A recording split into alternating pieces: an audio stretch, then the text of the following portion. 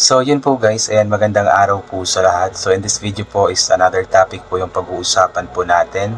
Ito po ay tungkol dun sa update po ni Krishna sa kanyang kasalukuyang ipinapagawang farmhouse, kung saan nga po ay sobrang mas maganda na nga pong tignan kasi nalagayan na po ito ng bubong. Talagang formang-forma na po siya na two stories nga po na bahay. At nakakatuwa lamang po pala yung plano talaga ni Krishna sa bahay na ito, especially dun sa second floor.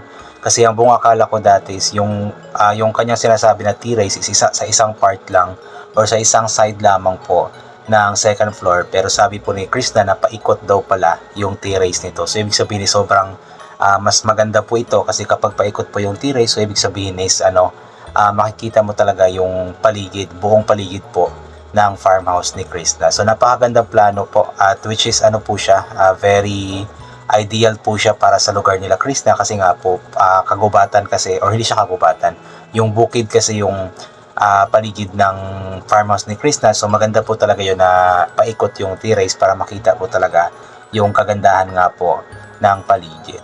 Pero sabi ni Krishna na baka daw po muna, ipapatapos lang daw po muna niya yung bahay mismo, yung first tsaka second floor, pero pagdating daw po sa CR tsaka sa kitchen is parang pag-iipunan daw po muna niya kasi talagang zero balance na daw po siya ngayon, zero budget na daw po talaga siya kasi napakamahal daw po talaga ng bilihin.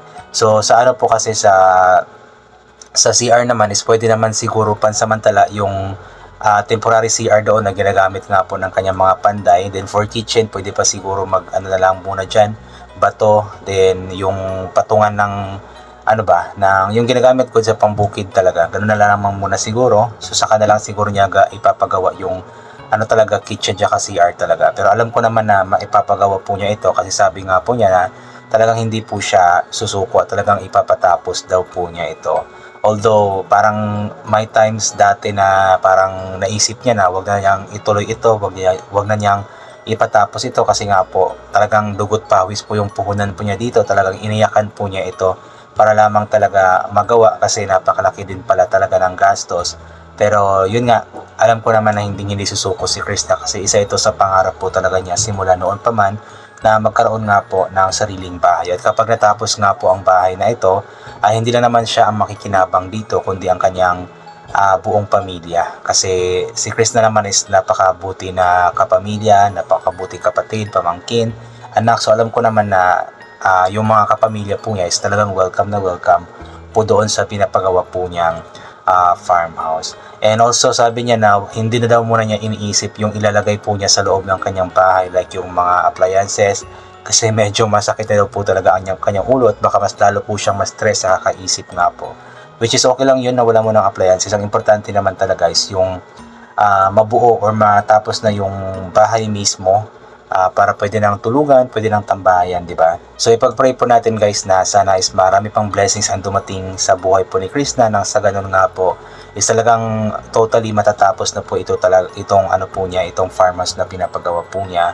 At sabi niya na baka doon na daw siya mag-birthday sa August 26, pero possible na that time ay hindi pa siya totally tapos talaga yung bahay. So siguro may mga kulang-kulang pa, pero pwede na sigurong pagdausa ng birthday, pwede nang tulugan, pwede nang tambayan. So abangan po natin yun guys kung ano pong mangyayari sa darating na birthday po niya. At isa itong kumbaga napakalaking regalo po para sa ika-22nd birthday ni Krishna.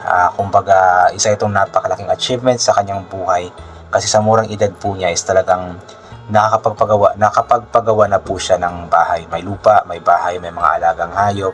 So talagang napakasipag kasi na bata, napakasinop din po sa pera, hindi maluho, hindi tulad sa iba na bili dito, bili doon, waldas dito, waldas doon. Si Krishna kapag may pera talagang ginagamit po niya ito sa tama, just like sa pagpapagawa nga po ng farmhouse, sa pagbili sa lupa, then pag-aalaga ng mga hayop. So siya po ay isa sa mga ideal na tao po, or siguro matatawag po natin na role model po sa ibang mga tao, ibang mga kabataan na dapat sundin na kapag may pera is hindi dapat magiging maluho, dapat maging masinop at gastusin sa tama or gamitin sa tama po yung pera para hindi po ito masasayang. So abangan po natin yung kapag matapos na talaga ang bahay na ito kasi habang pinipicture out ko, habang ini-imagine ko, talagang napakaganda sigurong tignan, especially na paikot nga po yung T-rays nito.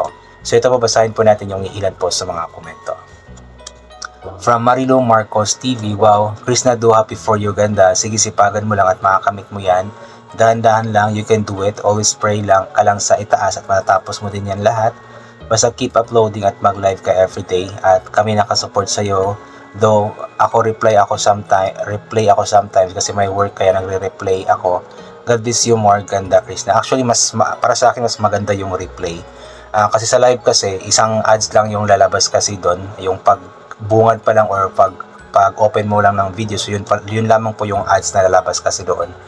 Then kapag replay naman, since kasi ito uploaded na video na kasi ito, consider.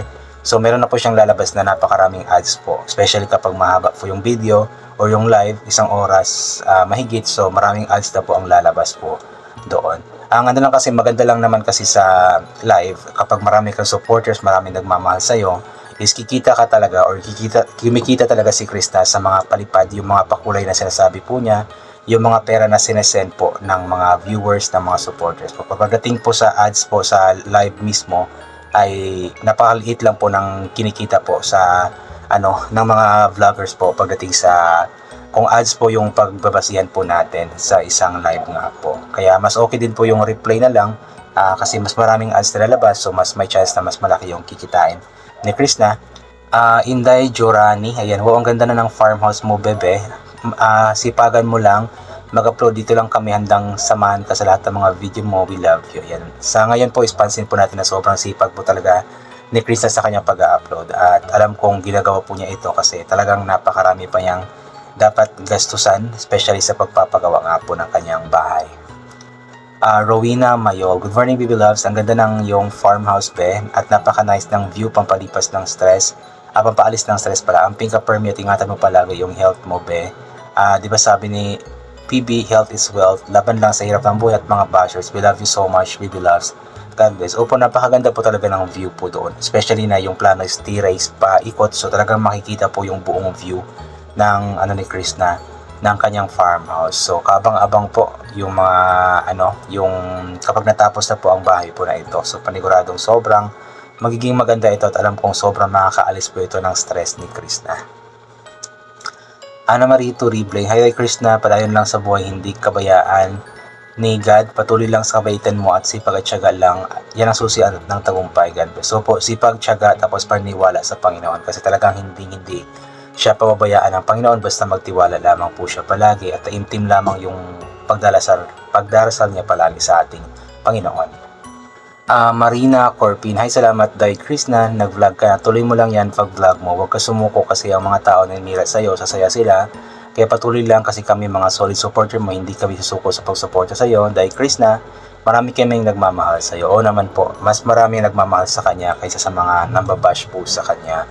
Although may iilan talaga, pero alam ko naman na kayang-kaya ni Krishna na labanan, especially yung yung buhay po niya ngayon na talagang napakarami niyang dapat gastusan. So alam kong lalaban yan si Krishna. At syempre tayong mga supporters niya, so dapat ugaliin po natin na magbigay lagi ng words of encouragement sa kanya para mas lalo po siyang magpatuloy sa buhay po niya, especially sa pagtupad sa mga pangarap po niya para sa kanyang pamilya. Janet Mendoza, Galan, ang ganda ng kalabasan ng farmhouse mo, Krishna, unti-untiin mo lang muna, matatapos din yan. Mahal kasi mga materials ngayon, basta wag mawala ng pag-asa, matatapos din yung bahay mo.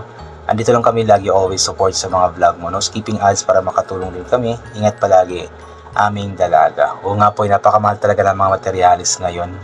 Mostly kasi sa ginagamit dun sa bahay niya is mga tubular. So mga bakal kasi yun, so medyo mahal po talaga. Pero alam kong matatapos din po ito. Wag lamang sigurong biglain ni Krishna, unti-untiin lang. Tama yung sabi niya na buuin na lang muna niya yung first tsaka second floor, din saka na lamang yung iba para makapag-ipon pa po siya. Lalaine Pabilona, hello baby loves Krishna, happy to see your farmers updates and being King Kai like me, happy lang permi lang ga Krishna, bawal stress para permi ka guwapa. Yun nga po, kahit tabi nating bawal stress, talagang hindi po maiwasan na ma-stress ni Krishna, especially sa ngayon po talaga na medyo stressful. Pero alam ko, inuulit ko nga po na maaalis po lahat ng stress po na ito kapag natapos na po talaga ang kanyang farmhouse. Juliet Maya, okay Krishna, dyan ka mag-birthday sa bagong bahay mo kahit ang importante lang naman may pansit ka na, sana marami ka pang blessings, God you always. Yan, sabi nga po nila, papabahaba ng buhay daw po yung pansit.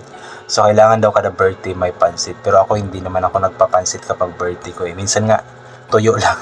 Okay na yun. The importante naman sa kapag birthday po natin is magpasalamat sa Panginoon, magsimba or magtirik ng kandila, magpasalamat. Kasi yun po yung pinaka-importante sa lahat, yung binigyan pa tayo ng another year ng ating Panginoon. So yun po guys, I think hanggang dito na lamang po muna ito. God bless po and bye for now po.